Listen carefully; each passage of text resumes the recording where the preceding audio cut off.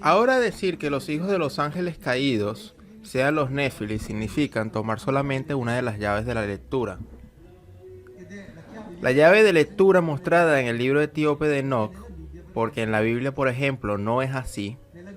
En la Biblia los hijos de estos caídos son los Giborim, es decir, que significan los hombres famosos, hombres poderosos.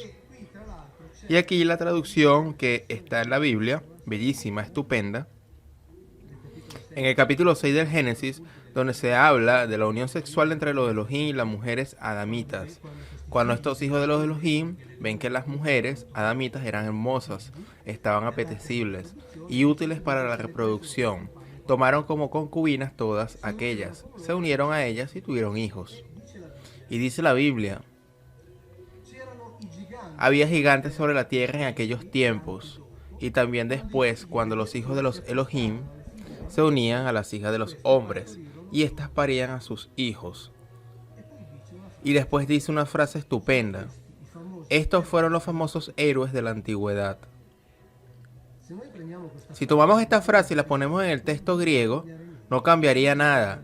¿Quiénes son los héroes de la antigüedad? Los hijos de los dioses, los hijos de uno de los dioses, de una de nosotros, o una diosa y uno de nosotros.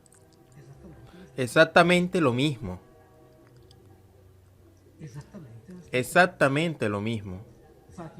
De hecho, en el primero de los libros de la editorial Mondadori hice mi propio análisis paralelo entre la Biblia y los textos griegos, para mostrar cómo cuentan exactamente lo mismo, porque esto lo dijimos al principio. Si uno aplicara la exégesis, la Ilíada y la Odisea, deberíamos poner el monoteísmo homérico, porque es exactamente lo mismo. Aquí en la Biblia se dice esto, así que no dice que los gigantes, que los Néfilis fueran hijos de ellos, pero hay otra parte de la exégesis judía que ha dicho que cambiando la vocalización de Nefilim, por si no saben cómo está escrito por la falta de consonantes, las consonantes de las cuales vienen después en los masoretas, le dieron el vocal o el sentido de las vocales, sus significados, porque las vocales no existían en el hebreo. Ahora cambiando, les doy un ejemplo. Está escrito trill, se lee de derecha a izquierda, y mientras sea así, si yo pongo una E, es un ejemplo tomado del Levítico, así que va a sonar vocal o va a sonar, yo conozco la traducción, un sonido vocal, una traducción respetando el sonido vocal que pusieron los masoretas, no hay necesidad de cambiar ni un punto. Así que cuando escribo con una E, que se escribe con 2 puntos, esto se transforma en trel, que significa tierra o mundo. Si se pone otra E, otro tipo de E, que tiene un punto más, que forma un triángulo, que se lee sustancialmente tebel, a veces una E más corta respecto a la E precedente, pero significa un encuentro sexual de una mujer con un animal. Entonces así, significa tierra, mundo, y con esto significa encuentro sexual de una mujer con un animal. Ahora ellos, cambiando la vocalización Nephilim, no tradujeron más gigantes, como habían traducido los griegos, sino que tradujeron los abortos. Porque dijeron que cuando los Elohim se unían a las hembras, adamitas, practicaban el aborto selectivo. Así que eran capaces de hacer los análisis prenatales y abortaban a los fetos masculinos. Y tenían solamente a las hembras, porque necesitaban hembras, obviamente, para reproducirse. Así que para el caso de los Nephilim no eran gigantes, sino que eran abortos. Ellos eran los abortos, en el sentido de que practicaban esto. Exégesis hebrea, Yo en uno de mis libros hice otra hipótesis. Nephilim, un término en plural. En arameo el singular, Nefilá. Yo lo publiqué ahí, le dediqué un capítulo. La palabra Nefilá significa inequívocamente una sola cosa: la constelación de Orión. Así que si Nefilim fuera el plural de Nefilá, se debería decir orianiano o orianita. Signo de interrogación, Eso es lo que se respecta a los Nefilim, porque la Biblia conoce muy bien los gigantes y los llama Refaim, Enim, Shamsoim, y dice que dormían en las camas largas en Deuteronomios 3:11 de 4 pulgadas. Así que había gigantes en la Biblia en cierto punto, en aquellos que aparecieron en el Medio Oriente, los últimos 3 que murieron en batalla, porque combatían regularmente en la fila de los ejércitos hostiles a Israel. Así que la Biblia conoce los gigantes. Dice en 2 partes. Tenían 6 dedos en cada mano. Primera Crónica de 26. 6 dedos en cada mano y 6 dedos en cada pie. El autor quería estar seguro que el lector entienda.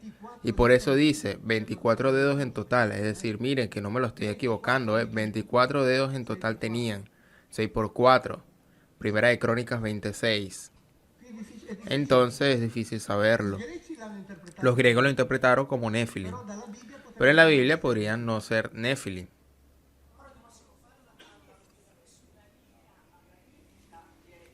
Al parecer alguien está haciendo una pregunta, del cual no tenemos traducción.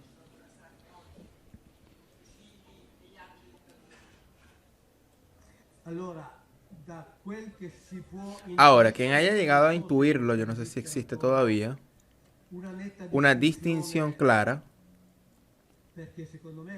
porque en mi opinión es muy probable en función que estos aquí llamados a los largos de la Mesopotamia y después se fusionaron con los de la Italia, porque no sé, podríamos hablar de una diferenciación clara, lo digo honestamente, no sé. Ahora, si vemos los textos védicos, el universo está poblado de 400.000 especies humanoides, de las cuales muchos llegaron aquí. 400.000 especies humanoides. Así que el hecho de que puedan haber llegado aquí más razas podría ser una cosa absolutamente más que posible.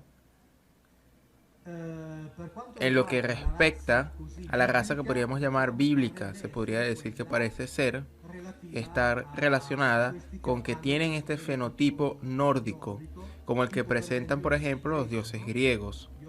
Rubios, siempre eran representados rubios y piel muy clara, es decir, fenotípico o fenotipo nórdico. Tanto es así que los sumerios se autodefinían como los de cabeza negra, evidentemente para distinguirse de otros que no tenían la cabeza negra. Después en Oriente pueden, por decirlo de alguna manera, haber porque supongamos que tenían la necesidad de que nosotros continuáramos siendo trabajadores, supongamos ahora. Voy a decir una de las tantas estupideces que digo, lo estoy suponiendo. Supongamos que la Tierra sea como un fondo de inversión en el cual de vez en cuando alguien hace una toma de beneficios.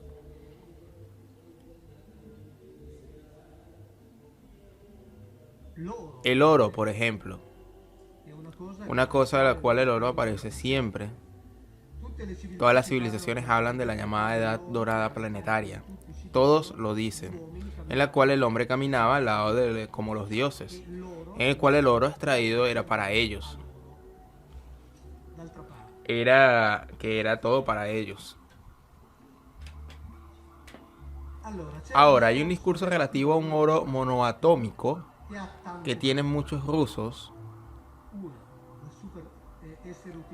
Ser utilizado para la superconductividad, es decir, transmisora de energía a muchísima distancia y sin pérdida en el camino. También tenemos que produce la aligeración del peso, así que puede ser utilizado en lo que respecta a la antigravedad.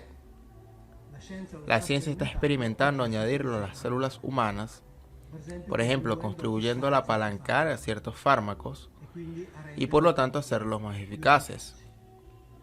Es decir, el oro en la forma monoatómica tiene muchos usos. Obviamente son unos usos que pueden ser conocidos solamente por quienes manejan cierto tipo de tecnología. Ahora bien, por ejemplo, en Sudáfrica han sido encontradas minas con una antigüedad de decenas de miles de años. ¿Quién sacaba oro decenas de miles de años atrás? Los norteamericanos. Claro. Probemos pensar que hace 10.000, 15.000, 8.000 años atrás, esta gente, más precisamente el neolítico, o si lo prefieren la edad de cobre, antes que eso, que al estar cruzando un río, veo una cosa brillante, algo que brilla en una piedra. ¿Cómo se le puede ocurrir? Vamos a tomarla, se decía, extraer ese material en el cual está incrustado. Vamos a compararla con las otras decenas de cientos de piedras que hay, que traen las olas, la derritamos y la mezclamos. No lo podríamos hacer ni siquiera hoy. Es decir, el oro no nos sirve para nada, a menos que tengamos cierto conocimiento y manejamos cierta tecnología, de la más alta tecnología. Porque para nosotros, aparte de los celulares o de algunas cosas de computadoras, si el oro apareciera no cambiaría ninguna cosa en nuestras vidas. No cambiaría absolutamente nada. Así que piensen, 10.000 años, ¿a qué hombre se le podría haber ocurrido semejante cosa de utilizar el oro? ¿Para qué? Si no sirve ni para hacer armas. Porque basta con enfrentar un combate en una espada de hierro contra una de oro, para entender que dura, como mucho, poco.